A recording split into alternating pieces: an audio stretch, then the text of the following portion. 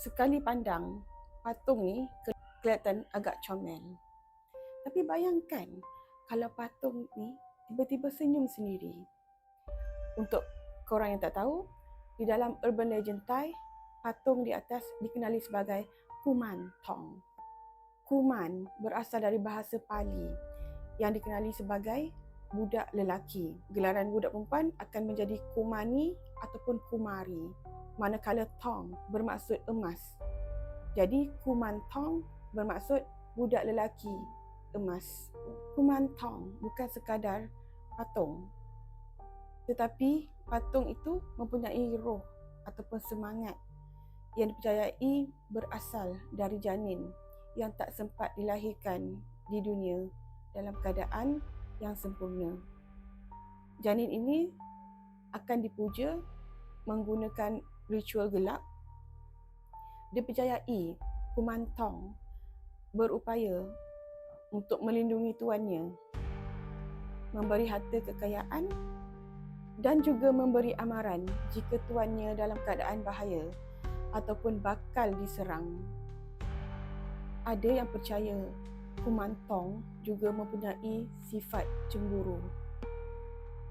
Dikatakan siapa yang memiliki Kuman Thong perlu menjaga Kuman Thong atau menyediakan ritual-ritual tertentu pada waktu-waktu tertentu. Maaf, aku mungkin tak boleh sebut dengan secara detail. Berikut adalah beberapa ciri orang-orang yang mempunyai Kuman Thong. Antaranya, selalu memberi orang kata persembahan dalam bentuk susu, gula-gula dan juga permainan. Dikatakan juga Kuman Thong ini akan ditempatkan di dalam satu bilik yang khas, dan pemilik kepada Kuman Thong dilarang untuk mengabaikannya ataupun cuba memaki hamun Kuman Thong. Tetapi korang jangan tersilap ya. Actually Kuman Thong ni bukanlah orang kata amalan daripada penganut agama Buddha. Sebenarnya dia adalah antara kombinasi di antara kepercayaan animisme masyarakat Thailand pada waktu dahulu. Tapi disebabkan majoriti penganut agama di Thailand adalah Buddha, Theravada, maka orang kata macam berlaku sedikitlah percampuran animisme dan juga amalan Buddha di dalam orang kata ritual untuk memasukkan semangat budak kecil di dalam patung Kuman Thong.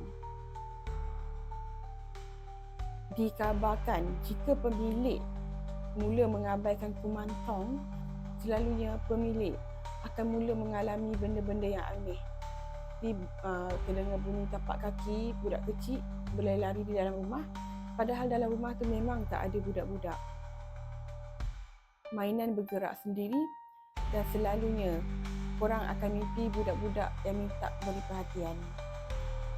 Tetapi sejujurnya, adakah betul Kuman Thong ini mampu menjaga pemiliknya dari sebarang mara bahaya? Korang ada pengalaman ataupun pernah mempunyai pengalaman ataupun mengenali seseorang yang memiliki Kuman Thong? Mungkin korang boleh berkongsi cerita dalam ruangan komen di bawah.